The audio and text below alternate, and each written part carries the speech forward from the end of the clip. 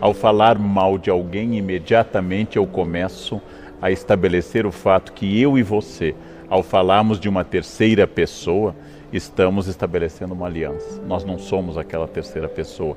Isso cria a nossa identidade. Isso cria uma relação de amizade. Você é amigo também por falar mal de X ou Y e falar bem de X ou Y. Eu fui uma vez a um programa e o apresentador começou dizendo isso, né? Que horror, né, professor, essas pessoas que falam mal dos outros. Eu disse exatamente, você ao falar dessas pessoas está fazendo detração, ou seja, você está se considerando melhor ou superior do que aqueles que falam mal dos outros. Professor Karnal, você acha que a internet, de certa forma, turbinou isso aí? Turbinou porque ela atomizou a possibilidade de todos se tornarem autores. Turbinou porque ela retira o ônus da presença física. É mais difícil falar mal das pessoas com o risco físico da presença, do ônus de, por exemplo, receber uma resposta na cara ou até uma agressão física, mas também porque neste nosso mundo líquido, usando uma expressão do Bauman, nós nos tornamos todos autores com autoridade. Por exemplo, no momento que eu abro uma conta no Facebook, automaticamente eu ganho um diploma de jurista especializado em Constituição, apto a emitir opinião sobre impeachment abalizada ao lado dos maiores constitucionalistas do Brasil, porque eu tenho conta no Face. No momento que eu tenho um acesso à internet, eu posso emitir opiniões sobre medicina, educação e história. E se alguém me disser que está errado, eu digo, é sua opinião. Há poucos dias eu emiti uma opinião sobre o abandono que o Reino Unido está fazendo da União Europeia. Um menino de 14 anos me respondeu, você está completamente equivocado. E eu pensei, a mãe dele era virgem e eu já publicava livros sobre o tema. E ele diz que eu estou equivocado. É claro que eu posso estar equivocado. E idade não é um argumento, senão os argumentos da Rainha Elizabeth seriam superiores aos da média dos ingleses. Porém, não passa um minuto pela cabeça deste menino que talvez alguém que estuda o tema há 30 anos, talvez possa ter uma autoridade no tema. Ou não passa pela cabeça dessa pessoa. Agora, no seu livro, você fala de um problema legal, inclusive, né? Que a detração, a injúria, a calúnia são coisas previstas no Código Penal. Exatamente. Né? É muito difícil você separar o limite da liberdade de expressão do limite da injúria, da calúnia e da difamação. Em nome da liberdade de expressão, a gente acha que pode dizer tudo sobre todos. Ora, as palavras ferem, as palavras podem reduzir as pessoas, as palavras podem atacar, as palavras podem representar, inclusive, diminuição de questões profissionais das pessoas. Logo, como eu dou o exemplo no livro, no caso da escola que foi caluniada, sendo acusada, né? Um caso clássico em jornalismo, caluniada a partir da fantasia de uma criança e a partir do depoimento de outras pessoas, essa escola foi destruída, as pessoas foram destruídas, era absolutamente sem nenhum sentido aquilo que está sendo dito. Por isso, liberdade de expressão é garantida pela lei e é um dos grandes privilégios da nossa vida. Porém, saber que as palavras ferem e destroem é fundamental na responsabilidade da imprensa e de todo cidadão que fala em público, ou que publica, ou que comenta. Este cuidado nós temos que ter. Professor Karnal, falando um pouco da área da história, que é a sua área, né? Falar mal do opressor é uma forma de detração ou seria apenas uma arma do fraco contra o poderoso? As duas coisas, porque, como eu dou o exemplo no livro, a estátua do Pasquino, que fica do lado da Piazza Navona, onde o Brasil tem embaixada, bem perto da embaixada brasileira, ela tem uma boca redonda no qual os romanos há séculos colocavam ataques, ora aos papas, agora podia ser ao Berlusconi, a situação da Itália e assim por diante. O humor, a ironia popular, a charge, o veneno, é uma espécie de arma contra quem a gente não tem mais nenhum poder. Professor, o debate político de hoje é um poço de maledicências, né? O senhor acompanha isso muito bem.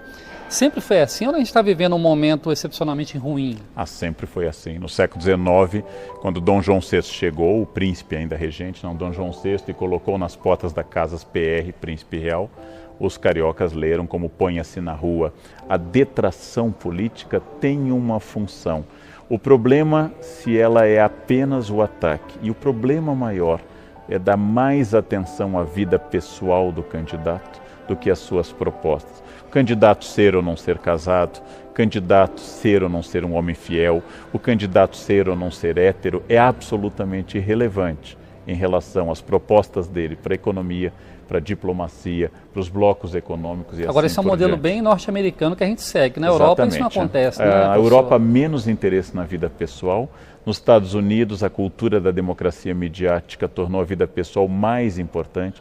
O candidato deve necessária e obrigatoriamente ir para a convenção do partido com a sua esposa, de preferência com 2 filhas, esse é o ideal. Se forem loirinhas, melhor ainda.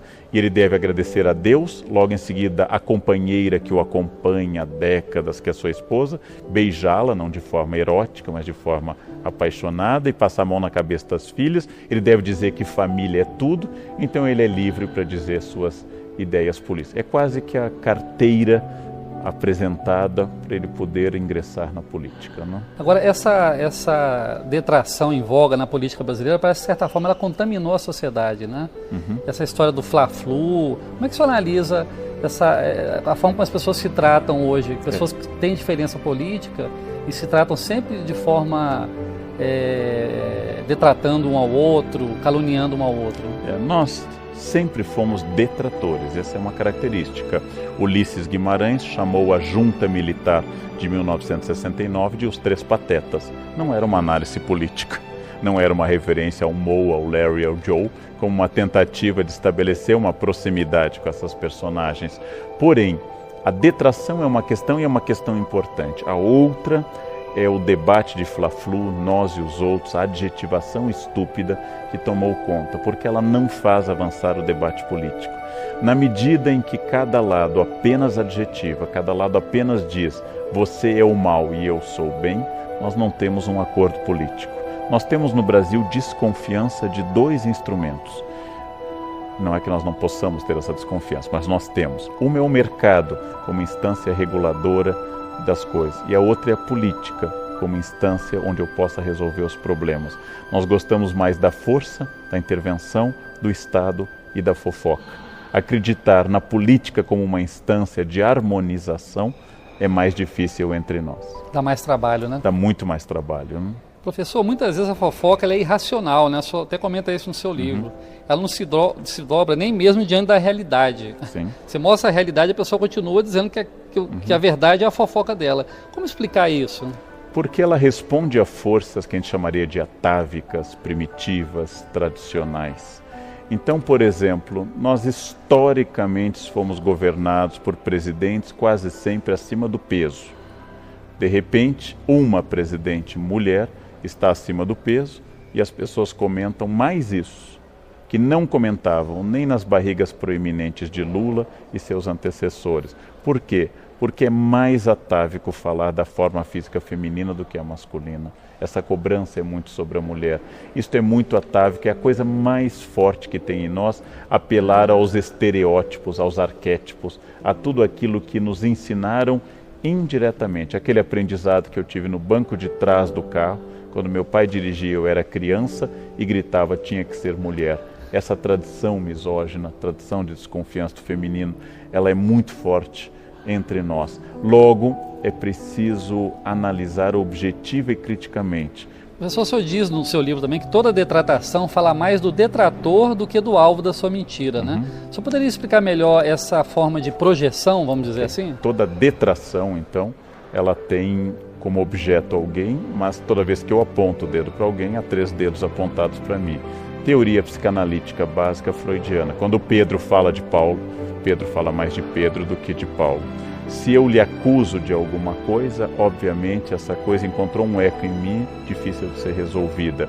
Por exemplo, homofobia, como querem os psicanalistas, é sempre o choque entre 2 homossexuais, o que aceita sua sexualidade e o que não aceita, e por isso ataca. Ou seja, Ao falar mal de alguém, eu estou expondo as minhas dores.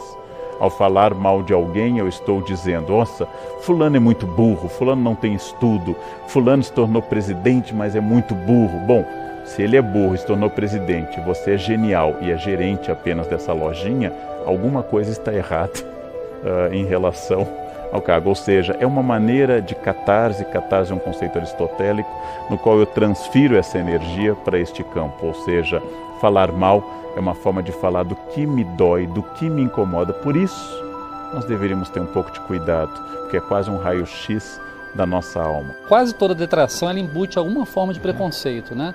O senhor concorda com isso? Sim. E como combater o preconceito, já que ele é a fonte da detração em geral? Tente eliminar do campo do humor e da piada o português, a loira, o homossexual. Tente eliminar da piada o pobre, tente eliminar da piada o nordestino, e você verá que o nosso humor acaba de falecer. Porque o humor é um dos grandes campos do preconceito. Isso não entre nós. Na Grécia, Aristófanes, ao falar de Sócrates, Aristófanes, ao falar da democracia, nas suas comédias, cometia os mesmos tipos de preconceito. Então, o preconceito é um dos elementos que estabelece uma tentativa de aliança entre mim e o outro. Ele nasce da ignorância e o preconceito nasce também do medo. Se eu tivesse que achar um pai e uma mãe para o preconceito, um é a falta de conhecimento e o outro é a angústia do medo. Essas duas coisas que existem em todas as pessoas, porque todos nós temos medo, elas fazem surgir exatamente isso. No alvo do meu preconceito está o meu desejo. Está o meu desejo a todo instante, aquilo que eu projeto no outro. O preconceito é muito forte, livrar-se dele é quase impossível. Para que ele seja superado, nós precisamos de duas coisas. Uma é a educação, que é o consenso, e a outra é a coerção, que é a lei. Eu acredito em campanhas e debates sobre, por exemplo, a presença do negro na sociedade brasileira fundamental, e também acredito que nós precisamos continuar, que o racismo seja crime inafiançável. A junção dessas duas coisas faz com que as pessoas comecem a abandonar a barbárie do racismo. É preciso haver educação sobre o trato com as mulheres, que transforme as pessoas, e é preciso haver Lei Maria da Penha. Essas duas coisas podem resolver a médio e longo prazo. Imediatamente, não, porque nós somos formados por uma sociedade preconceituosa. Mesmo porque o senhor falou no livro que a criança tem humor, ri, e não é um humor preconceituoso, né? Exatamente. Marcou muito essa frase do senhor no seu livro. Professor, muito obrigado pela entrevista à TV Câmara, agradeço, um prazer. programa Casa das Palavras, e sucesso aí no seu livro. Obrigado.